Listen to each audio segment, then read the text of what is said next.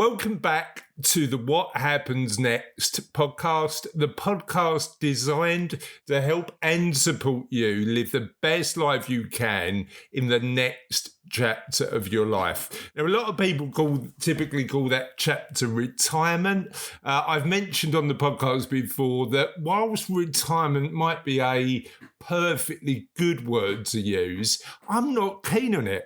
And the reason that I'm not keen on it is because of the fact that it seems to imply that we stop living life in a way. And I want to redefine that because I think the chapter of our life that typically starts in our mid-50s to mid-60s is full of opportunity. And today's episode is all about that subject. If you don't know who I am, if this is the first time you've listened to the What Happens Next podcast, firstly, we've got 30 previous episodes you can watch, so I'd recommend that you take a look at those. This is episode number 31. But secondly, I'm Chris Dames. I'm a chartered financial planner, and I'm on a real mission with What Happens Next to help people like you make sure that the next chapter of your life, that third chapter, is one that's well lived. And in this episode, I want to talk about board games because actually board games like Monopoly, Cluedo, chess, and the one that I'm going to talk about most in this episode, the game of life, are all finite games. The problem is with the game of life is it ends when we retire. And actually the whole philosophy of What Happens Next is I believe that in that next chapter of your life, we can really start to make the most of the work, effort, time and energy we've put into our careers and building wealth. The game of life lied to us, really, because it suggests that the winner of life, the winner of the game of life, is the person who's accumulated the most money at the end. And I don't think that's true. Because whilst money is a crucial tool that enables people to live the lives they want, it is only a small part of the puzzle. And I'm going to talk about that quite a lot in this episode. I'm going to talk about a number of books in this episode. Firstly, The Infinite Game by Simon Sinek, the author of Start With Why. And I'm also going to talk about a book that I love on What Happens Next. It's one of the books that we recommend the most when we're helping people start to plan for their retirement, called Design Your Life by Bill Burnett. So, without further ado, let's move on to the episode. Hi there, I'm Chris, and welcome to the What Happens Next YouTube channel, the channel where we want to explore the factors that you might want to consider when you're thinking about what happens next in our lives.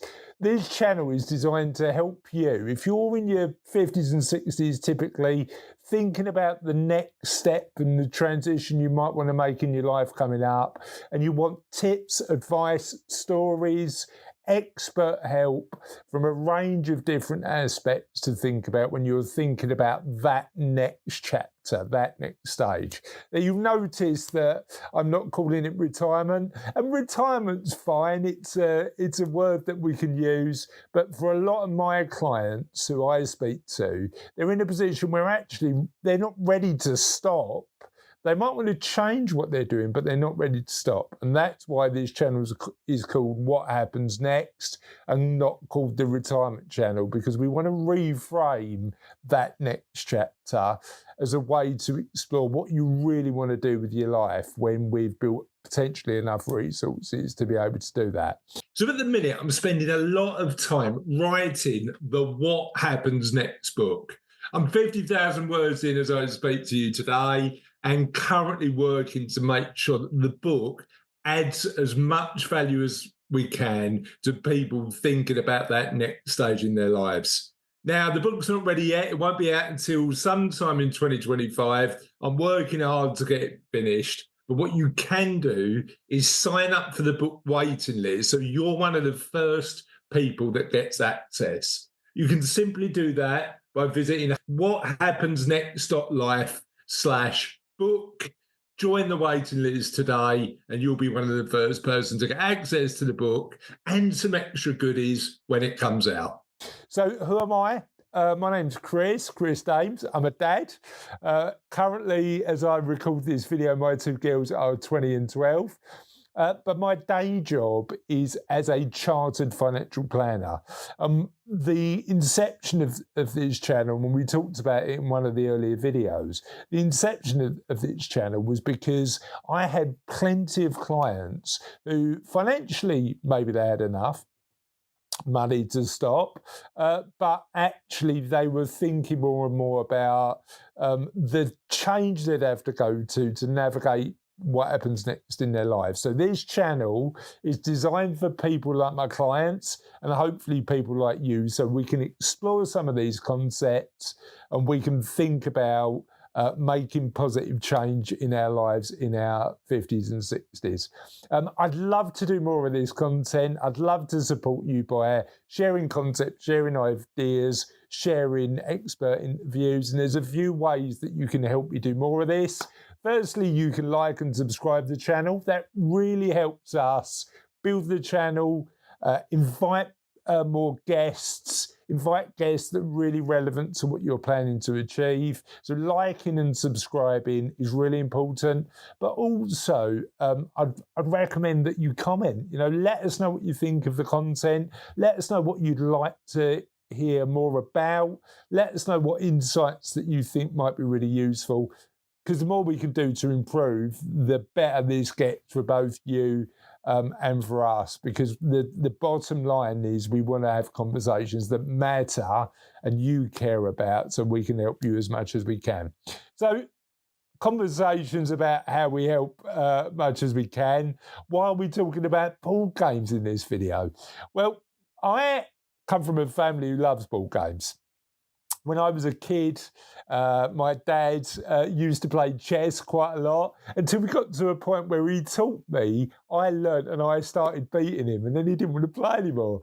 But Trivial Pursuit was a game we used to play as a kid, Snakes and Ladders when we were younger, but increasingly Monopoly, Cluedo, and the Game of Life. The Game of Life was the one that we always used to play.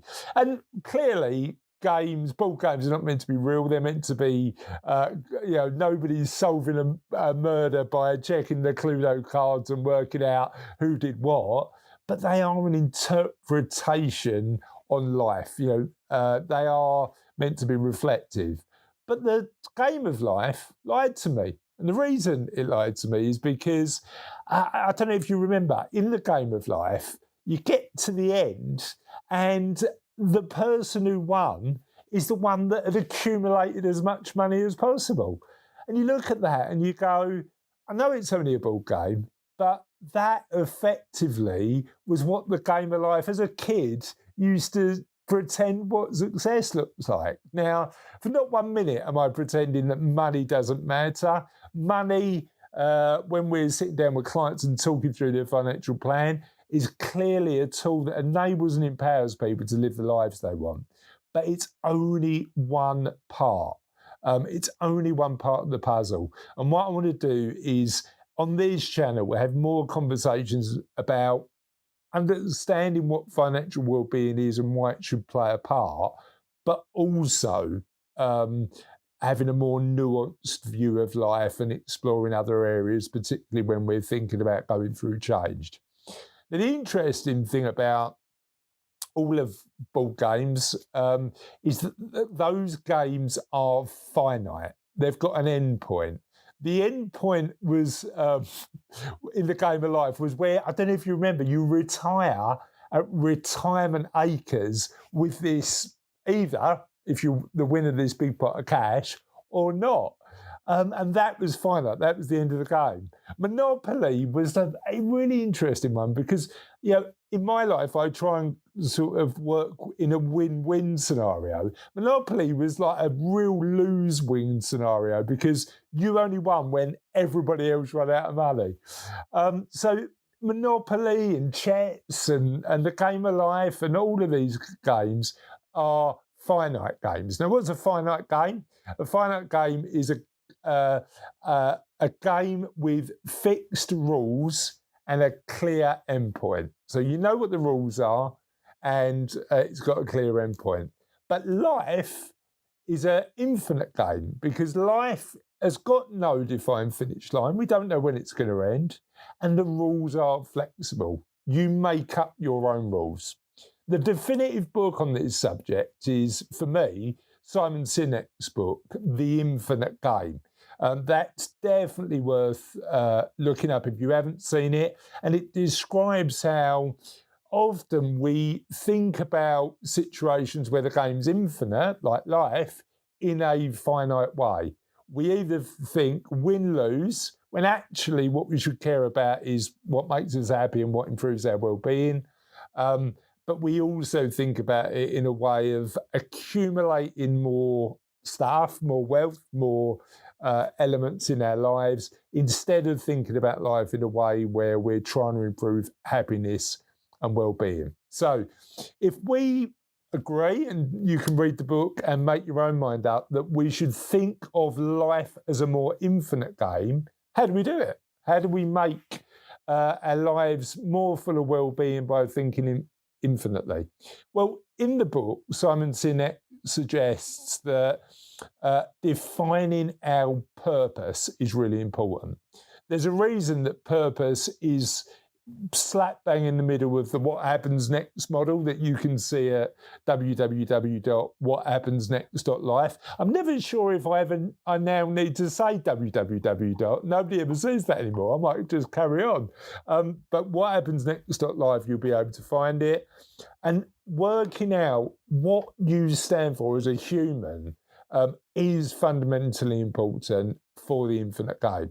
And the reason for that is, whilst jobs and careers might have an endpoint, we can't define our entire lives by that job title. And working out, if particularly when you're going through transitions, working out what you are now and what you stand for now, when that job title or that identity as a business owner then gets taken away, is a really important point when you're thinking about navigating change. What are you now? The other thing that Sinek recommends in the book is flexibility, being flexible to life's changing circumstance and the importance of doing that. Now, clearly, transitioning from one career to part-time work, or one career to no work, or one career to working in a voluntary capacity might be a big transition. And we need to build the skills and think about life in a different way to be flexible enough to manage that change well. And one other thing he recommends in the Infinite Game is take small incremental steps towards a better future. One other book I love, and we're going to be talking quite a lot about on this channel, is a book called Designing Your Life by Bill Burnett. In that book, he talks about small incremental changes in a positive direction to change your life for the better. And we're going to be talking quite a lot about that. And Sinek recommends it in his book. So my tip for today, think about life not as a game with fixed rules and an endpoint. Think about life in an infinite way. How do we do that? We think about life's purpose, not just a role that we play in life. We're more flexible to when life changes, and we take incremental steps to whatever that better future looks like. Hopefully that's useful. We'll put links to all of the books we talked about in the comments below. But I'm curious, what else would you like us to talk about on the What Happens Next channel? What are you worried about, thinking about, concerned about when you're thinking about the transition you've made or you're about to make? And what value can we add by sharing ideas and concepts that might help think about that in a more nuanced way? That's it for today.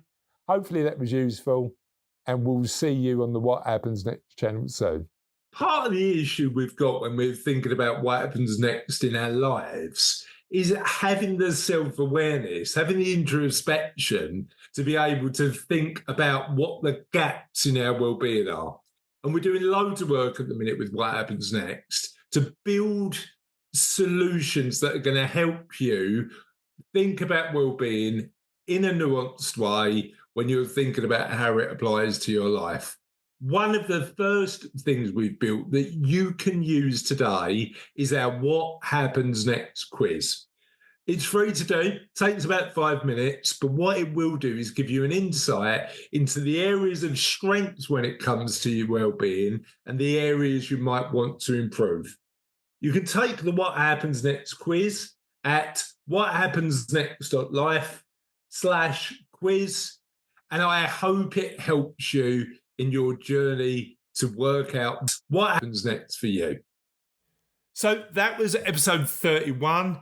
I hope you've got from this that thinking about life as a infinite game as opposed to a finite one with an end point that we can define, and focusing on our purpose, being flexible in our actions, and taking incremental steps towards a life that we truly want to live is probably the way that I'd recommend you go. That's it for this episode of What Happens Next. Have a lovely day, and we'll see you on the podcast soon.